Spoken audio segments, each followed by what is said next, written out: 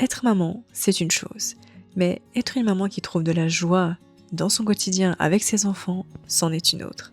Et personnellement, je trouve que ce n'est pas aussi facile et naturel qu'on pourrait le penser. Entre la fatigue des nuits écourtées, la patience qui est mise à rude épreuve et la charge mentale qui semble grandir de manière exponentielle, on a parfois l'impression que la joie et le repos n'ont tout simplement pas leur place dans la maternité. Alors aujourd'hui, je vais vous partager 5 habitudes qui m'ont vraiment aidé à aborder la maternité avec plus de joie et l'esprit plus léger. Rassurez-vous, il ne s'agit pas du tout d'en faire plus, bien au contraire. L'idée, c'est plutôt de faire différemment, de mettre l'accent sur certaines choses et d'en retirer d'autres. Et mis bout à bout, ça m'a aidé à avoir l'esprit plus clair et à pouvoir profiter beaucoup plus facilement des moments de la vie. Bien évidemment, toutes les journées ne se déroulent pas toujours aussi bien, mais tant que ça reste des exceptions plutôt que la norme, c'est ce qui compte. Et donc, la première chose commence dès le matin, car pour moi, le déroulement de la matinée détermine souvent la qualité de la suite de ma journée.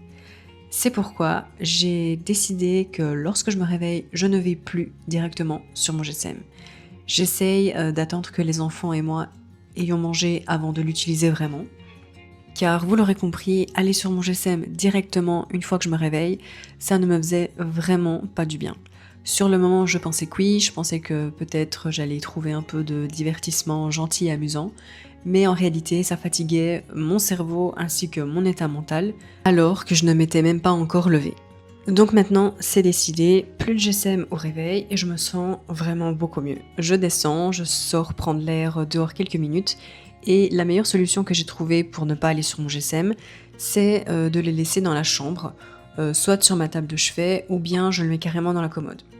Parce qu'il paraît que le fait de simplement voir son GSM, sans pour autant aller dessus, ça a déjà un impact sur nous. J'imagine que c'est dans le sens où si on le voit, on aura plus de chances d'avoir envie et donc d'être amené à le prendre. La deuxième chose, et c'est quelque chose que j'ai appris très récemment, pourtant généralement c'est assez inné chez une femme, mais chez moi ça ne l'était pas. Peut-être dû à mon passé, à mon environnement ou à l'éducation que j'ai eue, je ne sais pas, mais c'est quelque chose qui ne s'est pas vraiment développé dans ma personnalité. Et c'est simplement le fait d'amener de la beauté dans sa vie, d'amener du beau à travers un bouquet de fleurs à la maison, ou bien de jolies fleurs dans son jardin, des bougies qu'on allume ici et là pour créer une ambiance chaleureuse et calme, ou bien tout simplement une jolie tasse ou une belle couverture d'un livre.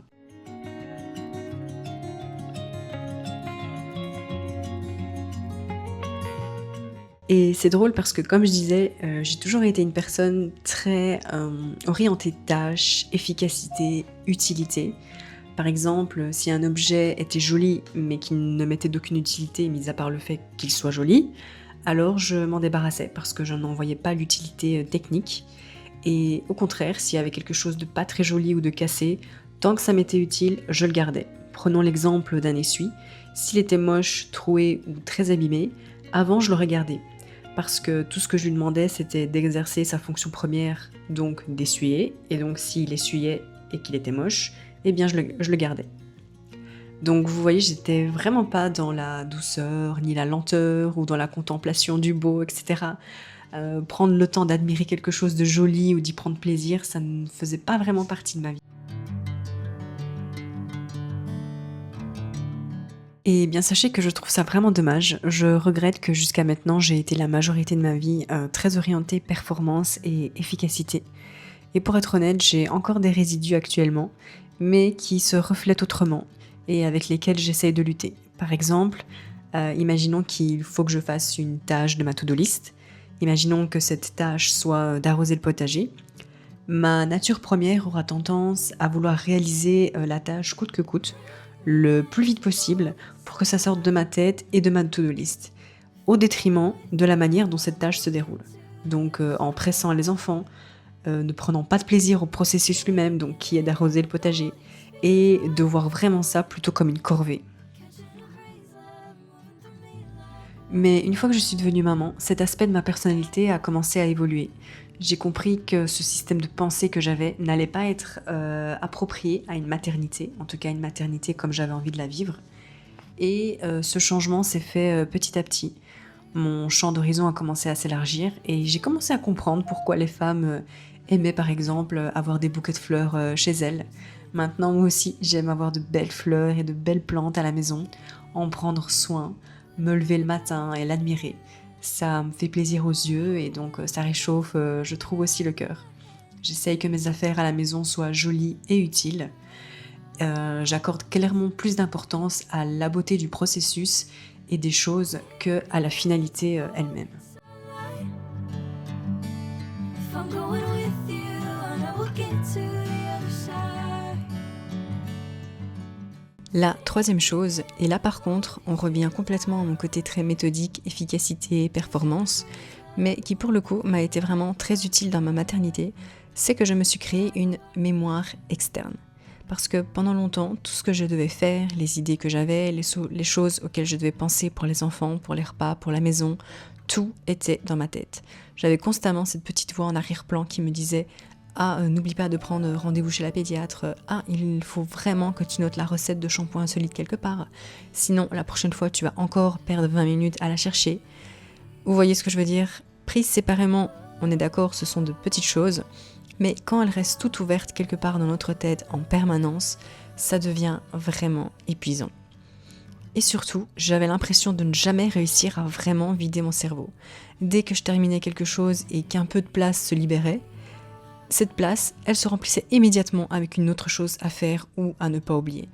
Et personnellement, j'en ai un peu marre de vivre avec cette tension-là.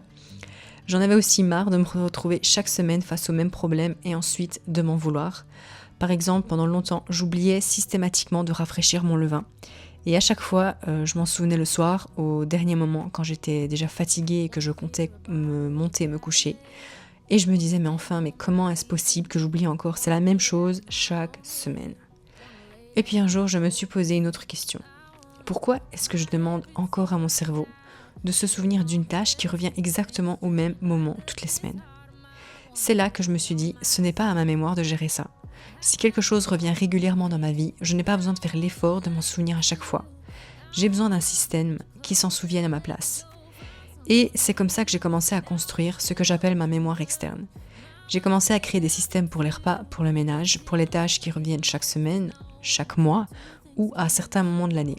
J'ai aussi commencé à regrouper au même endroit les informations que j'utilise régulièrement, mes recettes, mes routines, mes listes, toutes ces choses que je ne veux plus avoir à retenir.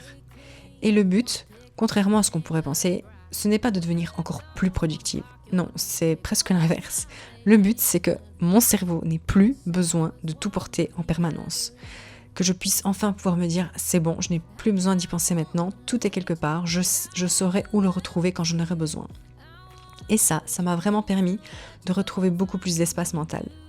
Et si c'est quelque chose que vous aimeriez mettre en place vous aussi, c'est-à-dire déposer votre cerveau dans une farte, c'est exactement ce que je veux vous aider à construire avec Maison qui tourne. Je vais vous montrer comment créer des systèmes adaptés à votre famille, à votre quotidien, comment organiser votre semaine, comment gérer les choses qui reviennent régulièrement, comment construire vos basiques pour toujours avoir de quoi préparer un repas, comment centraliser les informations dont vous avez besoin. Le but étant qu'à terme, vous puissiez réellement vous dire « Ok, c'est bon, je peux arrêter d'y penser. Si j'ai besoin de savoir quoi faire, je me réfère à cette farde-là et je sais que tout est là. » Si ça vous parle, vous pouvez vous inscrire sur la liste d'attente et je vous mets le lien en description.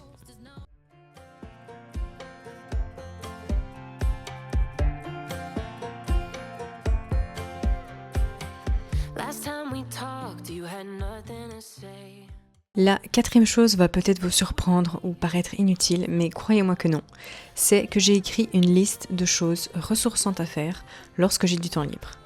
Ce serait mentir de dire qu'en tant que maman, on a vraiment zéro temps de pause. Ce n'est pas vrai. Il nous arrive à toutes d'avoir 20 minutes par-ci, 15 minutes par-là. Mais parfois, je gaspillais ce temps et je faisais des choses qui ne me ressourçaient pas du tout. Par exemple, aller sur les réseaux sociaux. J'en ressortais encore plus fatiguée et irritée. Alors, j'ai décidé d'écrire une liste de choses qui, je le sais d'expérience, me font du bien. Comme ça, lorsque j'ai du temps libre, je me réfère à cette liste et je ne perds pas de temps à me demander qu'est-ce que je ferais bien pendant ma pause. Parmi ces activités, j'ai noté de faire une petite séance de sport. Elle n'a pas besoin de faire 1 heure, même 10 minutes de musculation suffisent et me donne un petit shoot d'endorphine qui fait plaisir. Une autre activité, c'est de faire une sortie en poussette avec mes enfants. C'est de l'activité physique tout en prenant l'air, c'est top, et en plus les enfants adorent se promener. Alors, une autre activité qui me fait un bien fou, et parfois je me demande est-ce que je suis la seule sur Terre, c'est de trier, ranger, organiser et laver une toute petite zone de ma maison. Ici, en l'occurrence, c'était le tiroir des poêles. Il y avait plein de miettes et les affaires étaient rangées n'importe comment. Ça faisait quelque temps que je me disais que ça me ferait du bien de le ranger. Et effectivement, une fois que ça a été fait, j'ai ressenti une satisfaction et un tout petit shot d'endorphine qui fait du bien. Is it sinking in all your regret? No, you can't bring us back from the dead. 'Cause when you know, and when you don't, when it ends, it ends. When it ends, it ends. I don't need room to guess. When it ends, it ends. When it ends.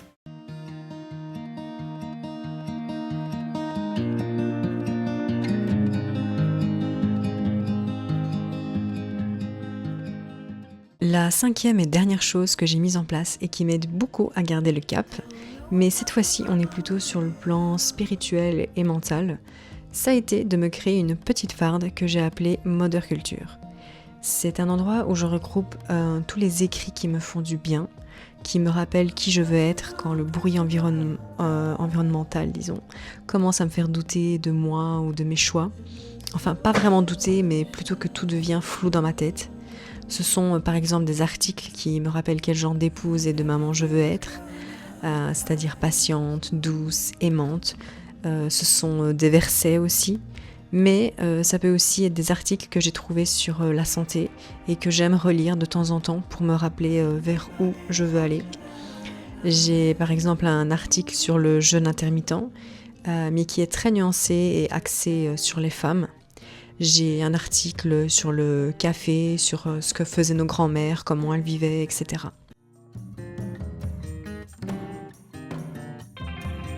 Need a friend to shake me out again. Et en y réfléchissant, je me suis rendu compte que c'est un peu semblable à ce que conseillent les livres sur le développement personnel, quand ils insistent sur le fait de visualiser qui on veut être et visualiser nos objectifs et de nous les rappeler chaque matin. C'est exactement dans la même idée et je vous assure que ça fonctionne.